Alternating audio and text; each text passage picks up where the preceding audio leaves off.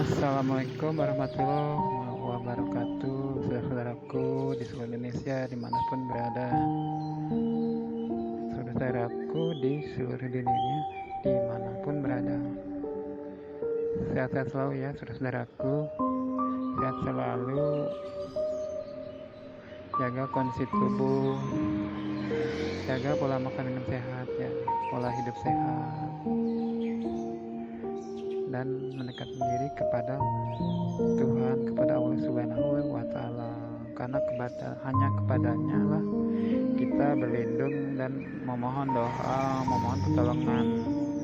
Semua doa, semua permintaan kita hanya kepadanya, seorang makhluk yang begitu amat mulianya. Kita berlindung, kita memohon, kita meminta dan harapun apapun hanya kepadanya.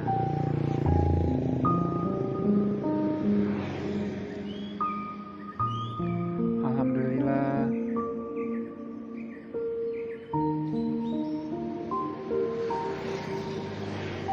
kalau kata saudaraku yang Kristiani, puji Tuhan gitu ya, alhamdulillah COVID-19 mulai mereda, mulai berangsur hilang ya, sehingga kita bisa hidup normal kembali. Ini semua tentu banyak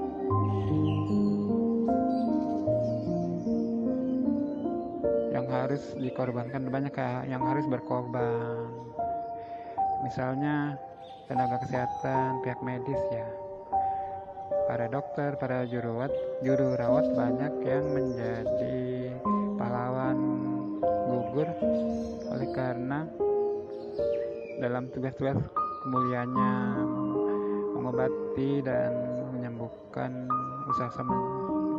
usaha mengobati, usaha menyembuhkan para penderita COVID-19. Namun akhirnya justru mereka sendiri yang menjadi korban. Mengapa? Karena tentu saja mereka semua tidak bisa menjaga pola hidup sehatnya, yaitu cukup istirahat misalnya, kan nggak mungkin. Mereka kan tentu dalam kondisi yang begitu lelahnya, begitu capeknya, sehingga rentan terkena COVID-19, rentan terhadap daya tahan tubuhnya ya. Akibatnya mereka banyak yang gugur. Itulah risikonya. Namun mereka tidak mempedulikan diri mereka sendiri, dan mereka akhirnya gugur menjadi para pahlawan kesehatan, para pahlawan COVID-19.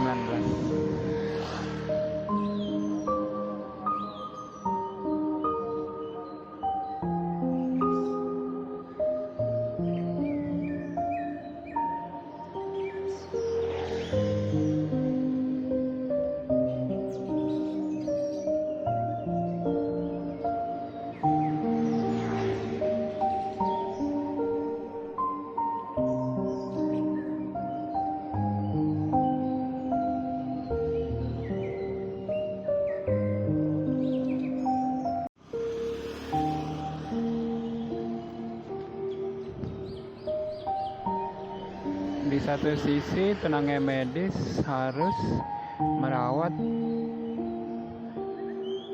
harus menyembuhkan orang-orang, para pasien yang menjadi tanggung jawabnya gitu.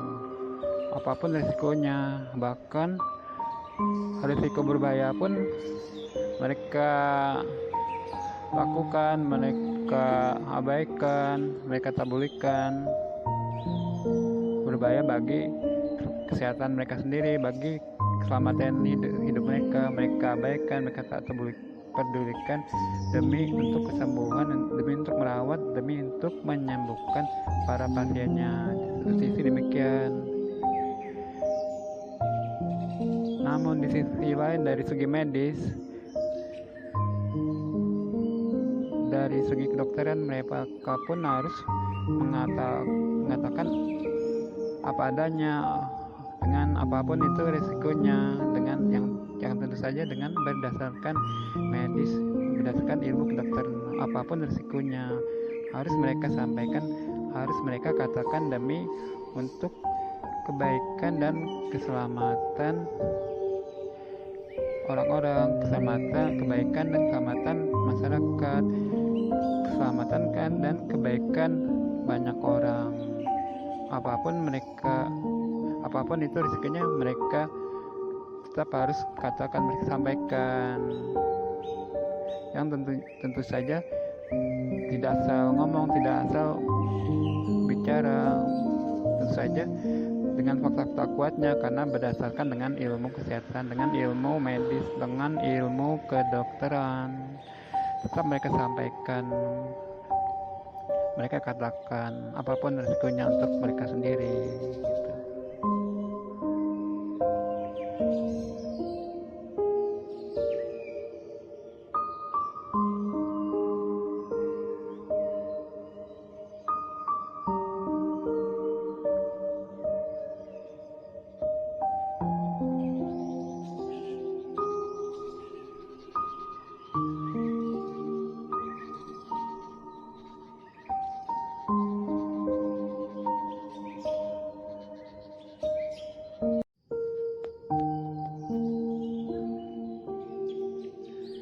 Enggak heran jika kemudian tenaga medis, dokter-dokter atau dokter-dokter spesialis gizi, spesialis kecantikan, jika kemudian mereka berurusan dengan hukum, berurusan dengan pihak hukum, dikarenakan ada pihak-pihak atau orang-orang yang tidak senang, marah, tersinggung atas apa yang mereka sampaikan, mereka katakan kepada publik, kepada masyarakat luas, kepada masyarakat Indonesia. Dikarenakan pihak-pihak tersebut, orang-orang tersebut menjadi marah, tersinggung, tidak senang gitu. Sehingga akhirnya membawa persoalannya ke ranah hukum, ke persoalan hukum dengan menggugat, dengan menggunakan pasal pencemaran nama baik gitu. Dan kemudian pihak hukum malah kemudian memprosesnya. Memang sih dalam tugas mereka harus memprosesnya jika ada aduan dari pihak-pihak orang-orang yang tidak senang, tidak terima, marah atau tersinggung. Mereka memang secara hukum memang bidangnya memang harus memprosesnya secara hukum gitu.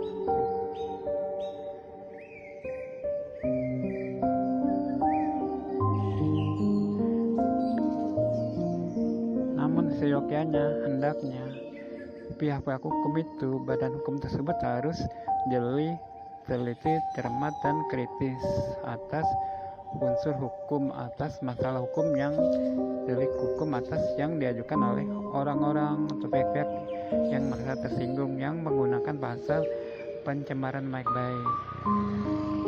Artinya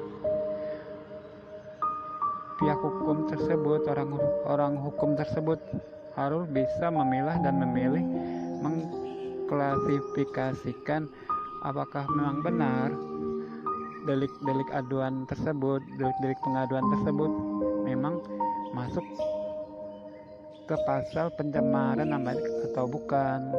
Tentunya pihak-pihak hukum tersebut, orang-orang hukum tersebut harus teliti, cerdas, kritis atas permasalahan tersebut atau permasalahan yang dianggap dan diadukan ke persoalan ke delik pencemaran nama baik. Artinya, apakah memang benar pengaduan tersebut memang delik, memang berisi unsur pencemaran nama baik gitu. Apakah memang benar-benar demikian itu memang yang disampaikan, yang dikatakan oleh tenaga medis, dokter atau dokter spesialis, apakah memang benar, memang masuk kategori, masuk klasifikasi, masuk jenis pencemaran nama baik. Apa memang benar demikian? Memang situs suatu pencemaran nama baik. Apakah memang benar pencemaran nama baik itu? Memangkah benar demikian itu pencemaran nama baik?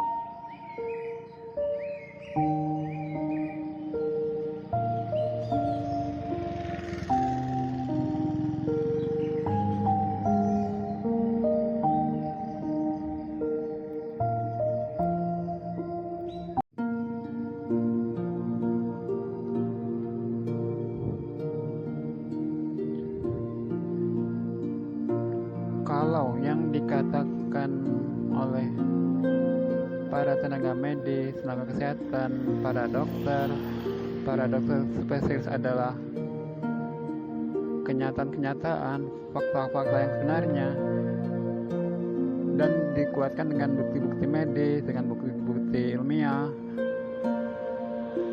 dengan bukti-bukti kedokteran, tentu saja tidak bisa dikategorikan dengan delik pencemaran nama baik gitu. Mengapa? Karena memang buktinya demikian, faktanya demikian, karena berdasarkan fakta-fakta yang sebenarnya, malah diperkuat dengan bukti-bukti fakta-fakta medis, fakta-fakta kenyataan-kenyataan di bidang kesehatan. Tentu saja apa yang mereka katakan, yang mereka ucapkan, apa yang mereka sampaikan kepada masyarakat Indonesia, kepada masyarakat luas tentang kesehatan, misalnya dokter spesialis kecantikan misalnya, tentu saja tidak bisa dikategorikan dimasukkan kepada fakta pencemaran nama baik, karena memang berdasarkan fakta-faktanya demikian, berdasarkan bukti-bukti fakta-fakta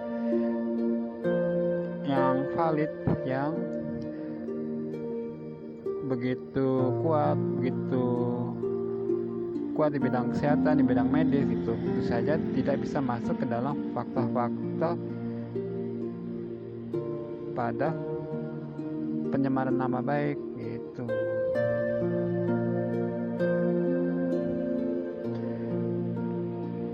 Kalau apa yang dikatakan, disampaikan, diucapkan, diberikan oleh para tenaga medis tersebut, para dokter spesialis, misalnya dokter spesialis kecantikan adalah tidak benar, tidak berdasarkan fakta-fakta, tidak berdasarkan bukti-bukti, tidak berdasarkan fakta-fakta dan bukti-bukti di bidang kesehatan, di bidang medis, di bidang kedokteran tidak terbukti, barulah apa yang mereka sampaikan tersebut, apa yang mereka katakan tersebut, apa yang mereka sampaikan kepada masyarakat luas tersebut, barulah bisa dikatakan fakta pencemaran nama baik, karena tidak benar, tidak terbukti, tidak ilmiah, tidak valid, tidak terbukti di bidang ilmu kesehatan, di bidang ilmu kedokteran. Barulah kalau hal itu terjadi, barulah bisa dikatakan disebut masuk pada delik pencemaran nama baik gitu, ya kan?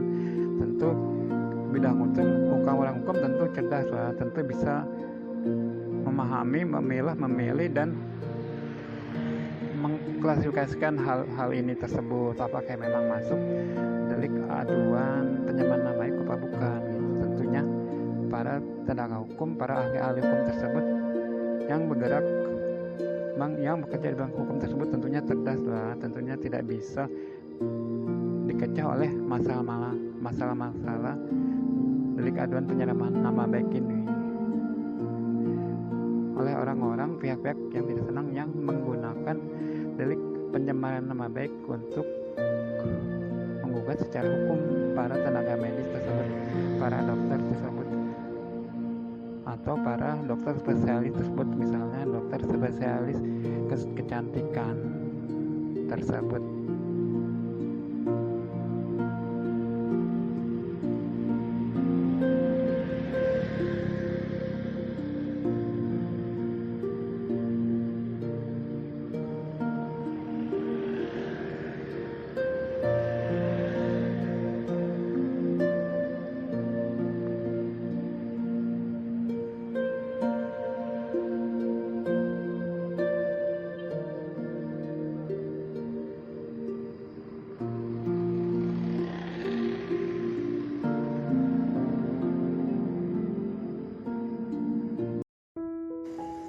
Oke, saudaraku di seluruh Indonesia dimanapun berada, saudara-saudaraku di seluruh dunia dimanapun berada,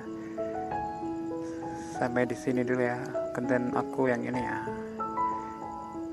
Follow ya konten aku ini, subscribe. Makasih.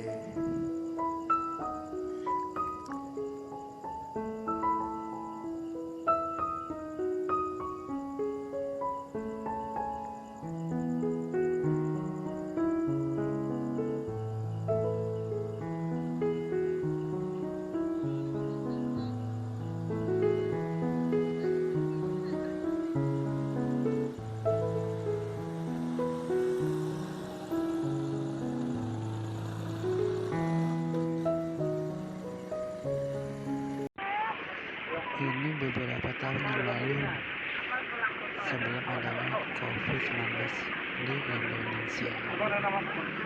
Begitu.